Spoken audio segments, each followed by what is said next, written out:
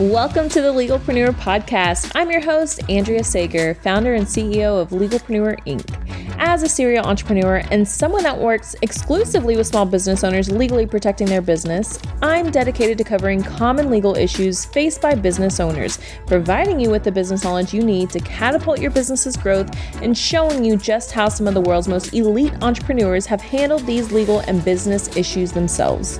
In true attorney fashion, the information in this episode is not legal advice. This is for informational purposes only, and you should always consult with your attorney before implementing any of the information in the show. Hello. Welcome back to the Legalpreneur Podcast. I have a very special guest, one of my very good friends, Tracy O'Malley, who is the Enneagram Queen. She is joining us today to talk all things Enneagram, business, and talk about how you can actually apply the Enneagram to your business, how it helps you in business. So Tracy, thank you so much for being here with me today. I love chatting with you. This should be fun. We're two feisty girls, so this should be interesting. I know. I was so excited for this. I was like, I can't believe I actually haven't even had you on up until now. But I was thinking about it before you hopped on. I was like, how have I not had her on the podcast? But I had stopped doing interviews for a long time, and now we're back with them. So, yes. All right. So, Tracy, tell everybody how you got to where you are today. Brag on yourself. Tell as much as you want to tell. Tell everybody your story and how that led up to today. Well, I'll give you the Cliff Note version because I'm 50. So, this would take probably 6 days to go through my shit. Long story short, grew up in Chicago, damn near 100% Irish, in a very passionate family. There was addiction, alcoholism, codependency. It was a shit show, and also equally beautiful in a lot of ways. And I learned early on in life, how I could make power moves within my family. And then I started to take that outside of my life. Got married very, very young, at 21 years old. I figured it was the only way out of the situation. And looking back, I didn't know that at the time, obviously, because I was 20 and knew everything. But looking back, I recognized that I would not have willingly left my family of origin because I felt like my role was to be the hero in the family. And so the only way to really get out of it was to get married, move to Arizona, and set up shop somewhere else. I really believed I could outrun, outwit, outlast, outsmart everything that was taught, told, and modeled to me to create this different life. And I was doing pretty well. And then I had children very, very early. I have Irish twins, which means they're a year apart. And it's awesome. And that's what good Irish girls do, right? We have back-to-back babies. And I really seriously thought, God, I'm going to break the patterns, seriously. And then my children turned 3 and 4, and all the stuff started coming back. And I was like, oh shit, I don't know a different way but what I kind of experienced. And so at the age of 28, which was 22 years ago, I started on this personal development journey before it was a thing, and really recognized that, okay, in order to change up the patterns and break the patterns that didn't serve me or the legacy I wanted to leave moving forward, I needed to kind of take my shit down to the foundation and start over. Now at 28, I wasn't as willing to be vulnerable with it, but I'd have 10 steps forward, 8 back, 10 forward, 8 back, 10 forward, 8 back. And that went on for another 12 years until at the age of 40, kind of crisis, seriously, it all piled up on me. The recession, I was coming out of that with a divorce, foreclosure on my home.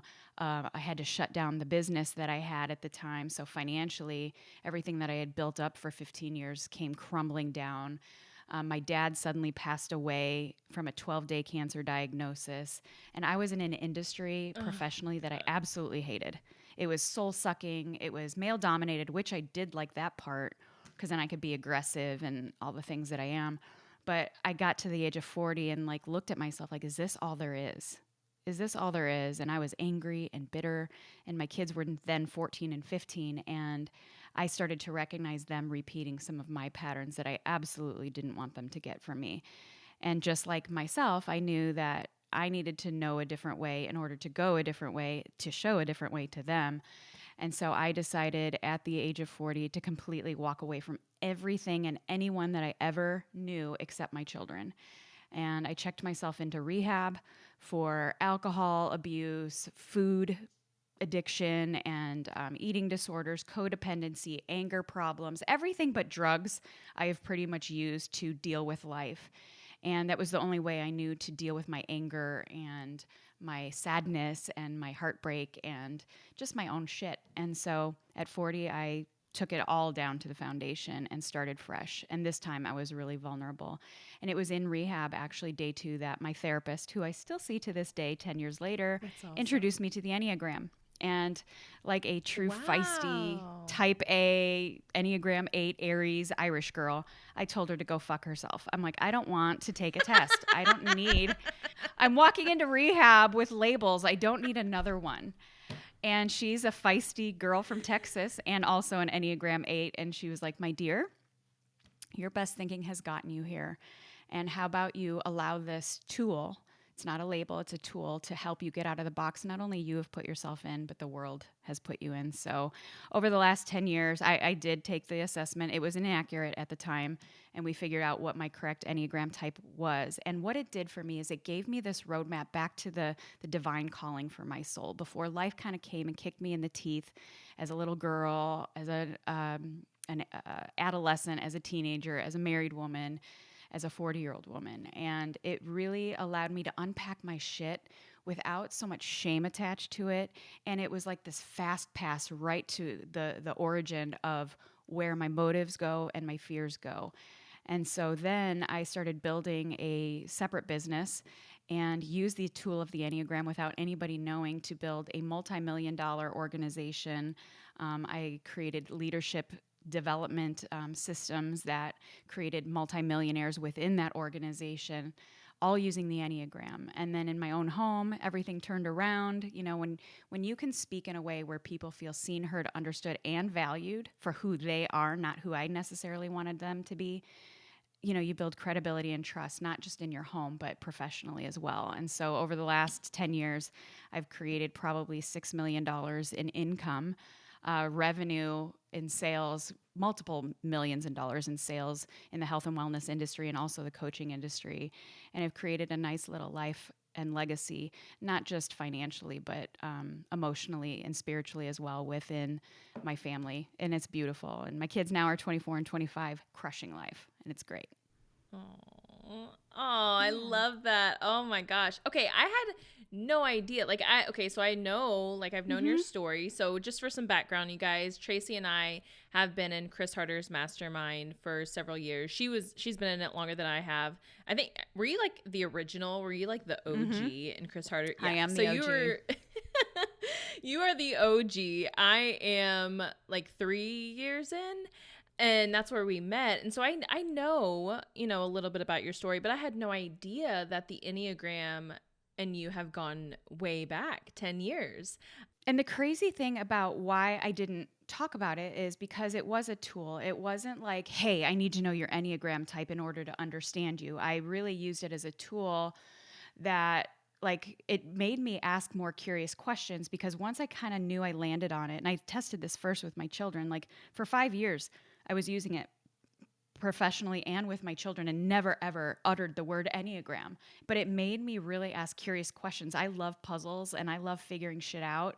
And this was just like another puzzle. And why I started leading with it 5 years ago and really kind of saying, you guys, like, this is a powerful, is because I started seeing people use it very trendy and fun. And although it is that, I love the memes. I do fun reels and things like that. Yes, you do. I love that, but it is a powerful tool, and I started to see it being used out of integrity, and I was like, no, I'm going to show you how to use this and integrate it. Like, it's great information, but if you don't know what to do with the information, it's just really cool tools in your garage, basically. And I want you to keep them sharp and shiny so that you can use them when all hell's breaking loose or when you have beautiful crap to celebrate as well. Mm-hmm. Yes. And I love that, because you have just really created a name for yourself in this online coaching space about the Enneagram. And by the way, so you know Kayla, my Yeah. COO, you've done a reading for her. She Uh-huh. sent me a reel that you did. I think it was about the taxes, about taxes and your Enneagram. I was like, oh my gosh, like that is so on point, like 100% so on point. So you guys, like, make sure, like, everything will be in the show notes, but go check her out on Instagram because her reels are so accurate and so funny. I was like in tears when she sent me that. It was The taxes very, very one. hilarious. Well, Yes. yeah, Oh, and it goes like before we hit record, we were talking about, legal and, true transparency, you guys. I am not legally protected the way that I should be. And I know Andrea wants to smack me upside the head, I'm sure. And I would too. Like, seriously, I'd want to punch myself in the throat. Just even saying that, it's like, it's being irresponsible. And as an Enneagram 8, though, it makes perfect sense why I'm not. Like, because I will not be controlled. I don't have to be in control of everything, but I won't be controlled. And it feels so confining. And my dad used to be the same way. He was an Enneagram 8. Like, he would, like, basically taunt the IRS. And they audited him 3 times. And every single time he would come back with more money. So, like, he was an Enneagram 8 too. that's So it's kind of awesome. that risky, rebellious behavior that, as an Enneagram 8, it makes sense why I'm not doing the things I should, but also it's not a good thing. So, yeah. And there's certain Enneagram types that I'm sure are buttoned up perfectly. Yeah, well, I'm a 3 and I don't know what my wing is. I need to like retake the assessment.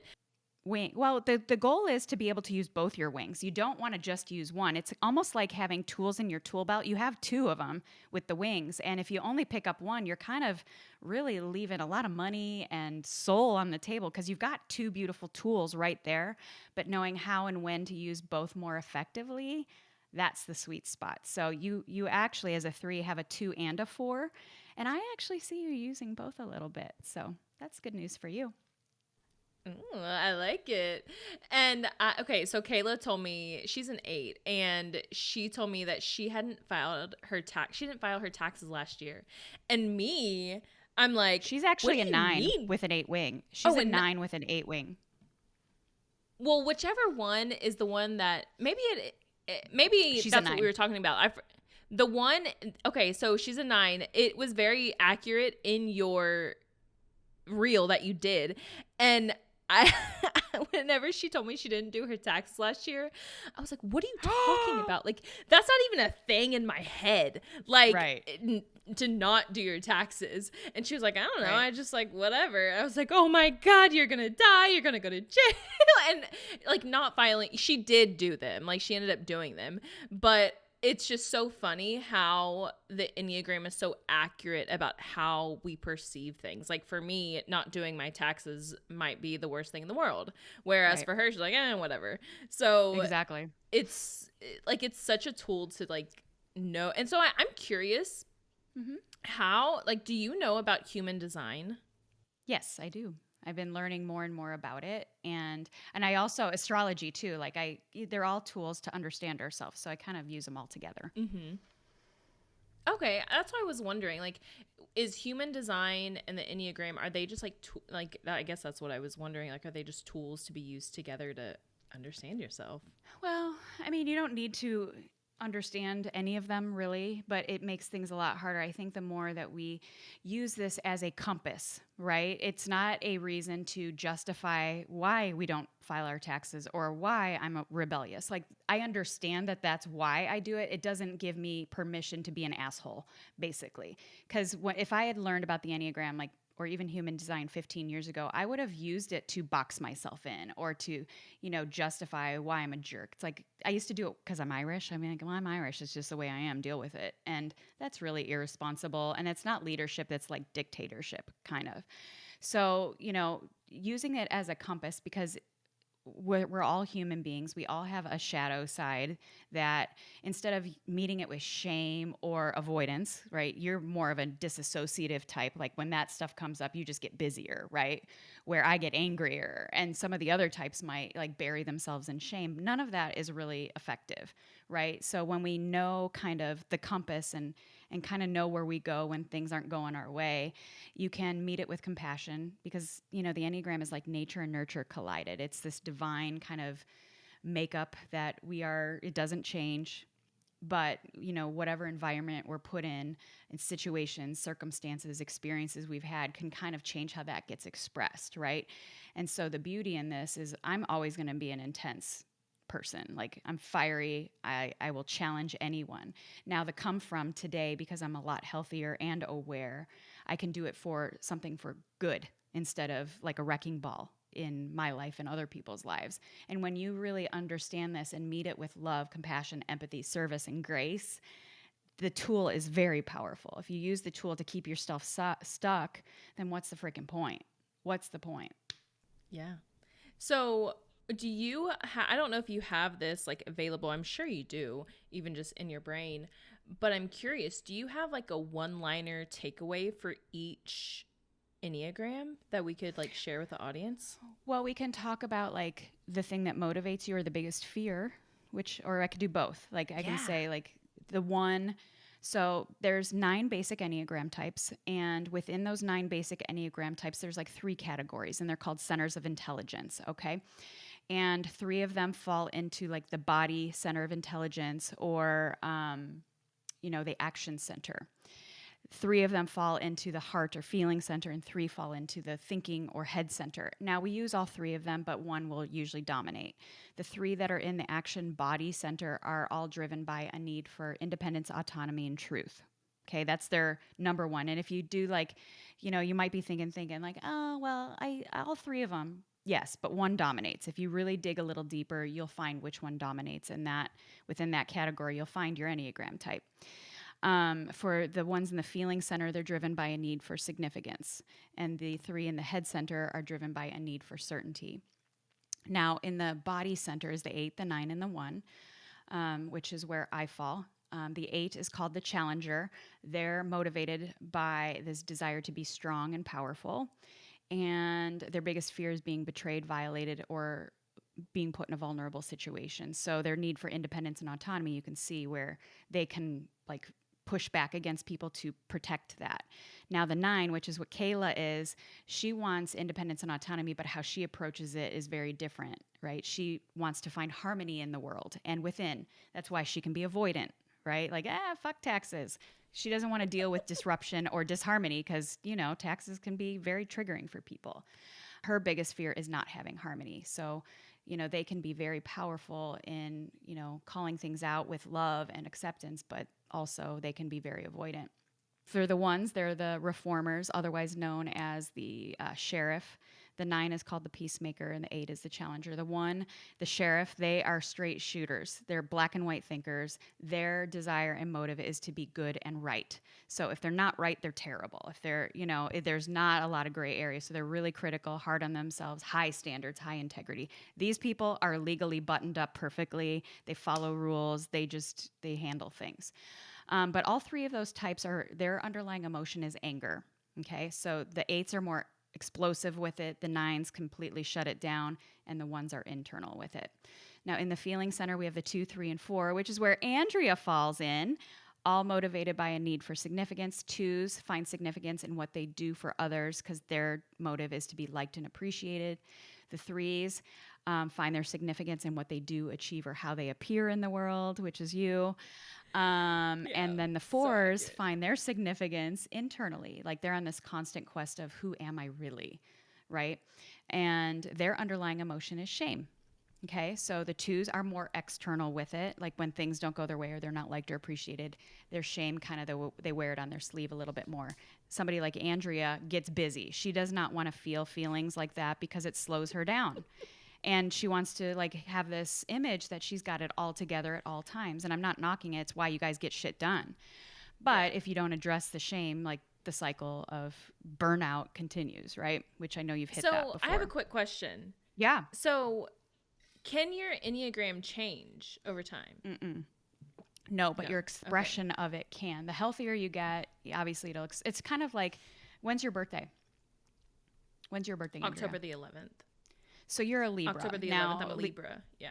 Yeah, so Libras have a certain temperament and disposition, and when you're healthy, that can change, or the moons, and so like you're always going to be a Libra, but how it gets expressed can change. And the your Enneagram type is kind of the same way. Like I'm still feisty as hell. That's not changing, but how I express it today versus 20 years ago, very very different. So that's That kind makes of the sense beauty in because this.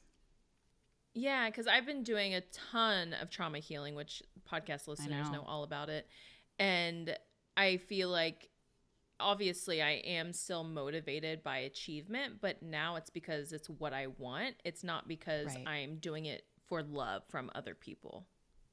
So Or I'm to just check a curious, like box, how or that would yeah. Well, how that exactly. changed, like how that changes for you is you actually using your forewing a little bit, right? So as a three, we'll kind of get off track for a second because I think it's really great.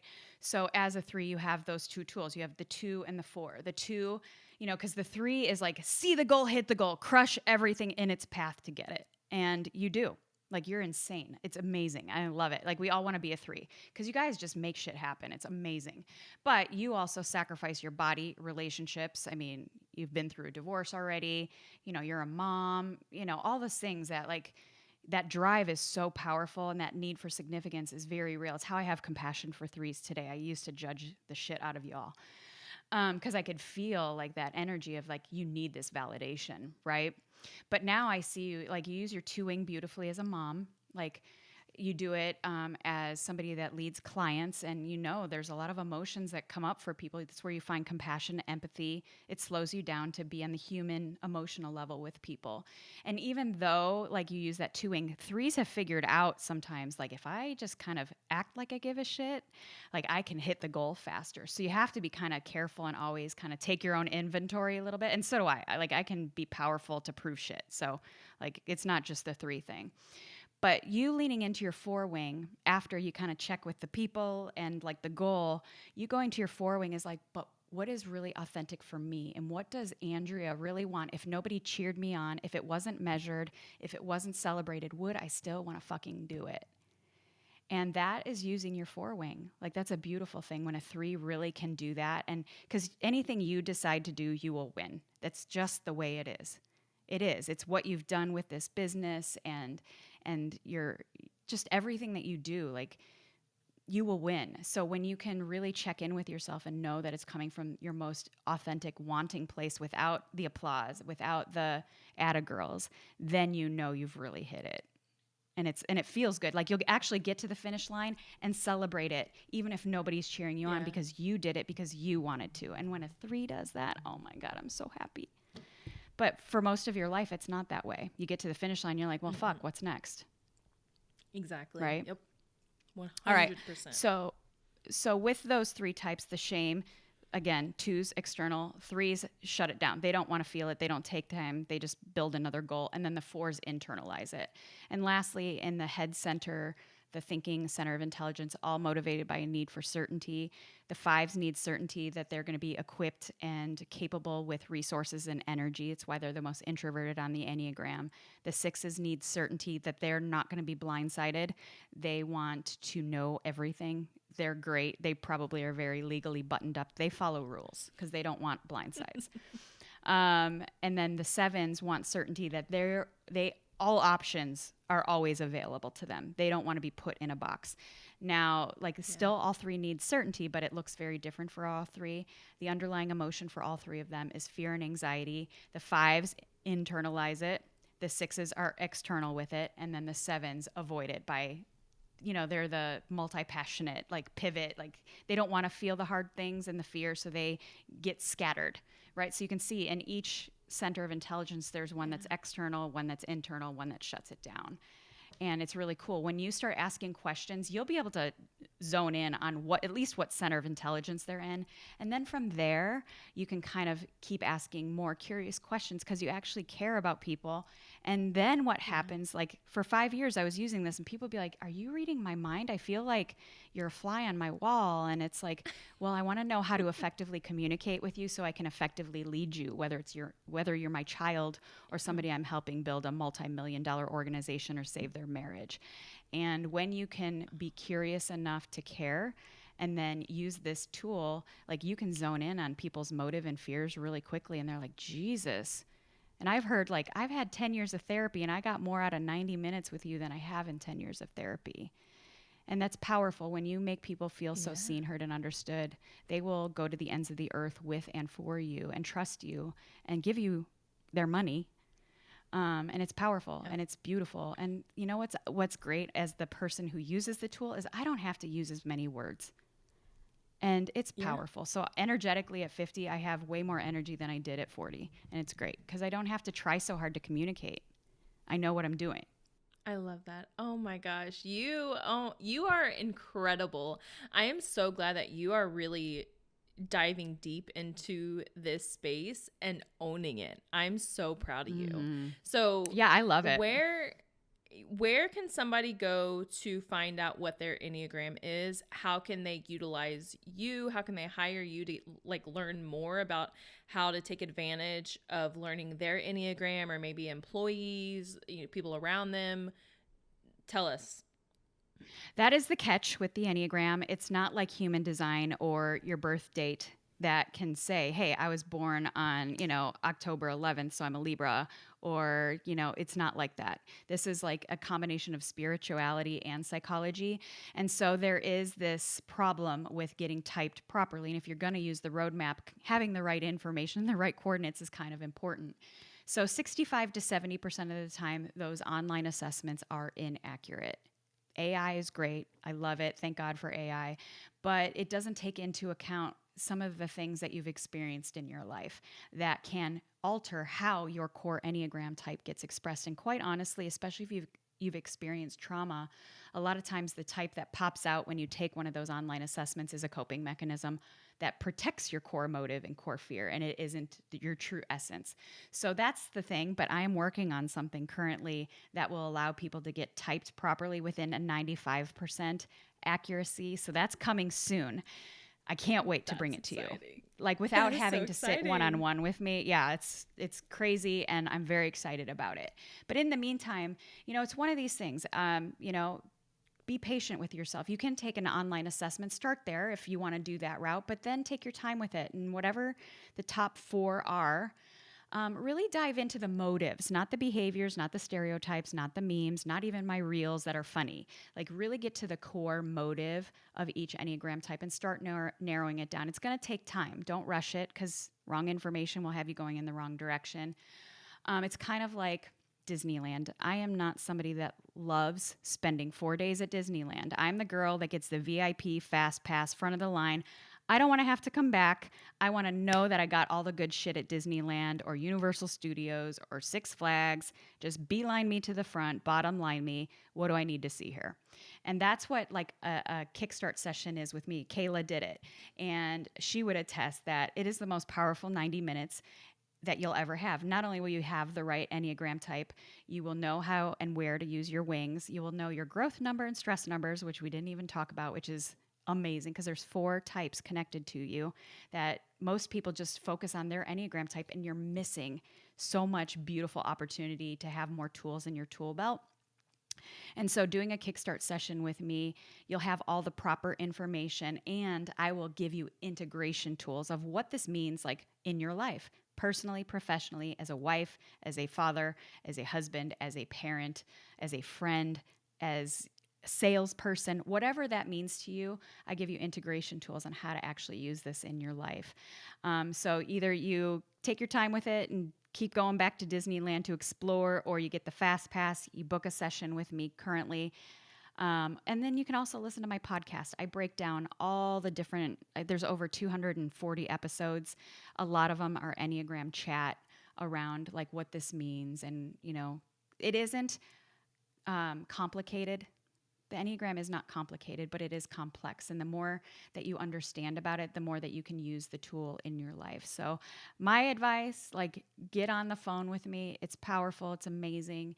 And even that 90 minutes you can take forward to the rest of your life in ways. And not only will you find compassion and love and empathy and appreciation for yourself, when you can do that for yourself and lead yourself that way, then you can pour that into people that you love and lead more authentically and from that genuine place of really giving a shit. It's awesome.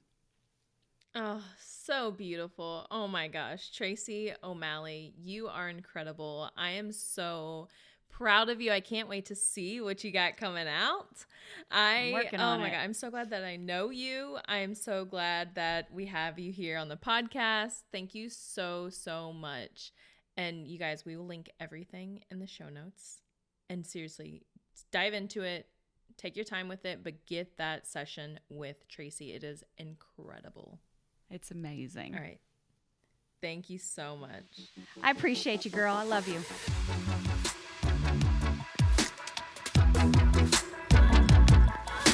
Here at Legalpreneur, we're committed to providing a supportive legal community for all business owners. I know how scary the legal stuff can be. If you found this information helpful, I would be so grateful if you could share it with a fellow business owner. And quite frankly, it doesn't cost anything to rate, review, or subscribe to the show. Your support helps me reach more listeners, which allows me to support more business owners in their entrepreneurial journey. Have any questions or comments about the show? Feel free to drop me a line on Instagram. I promise I read all of the messages and comments. And if you want to be a guest on the show or know someone that would make a great guest, simply fill out our application form and a team member will reach out if we think it's a good fit. I'll see you in the next episode.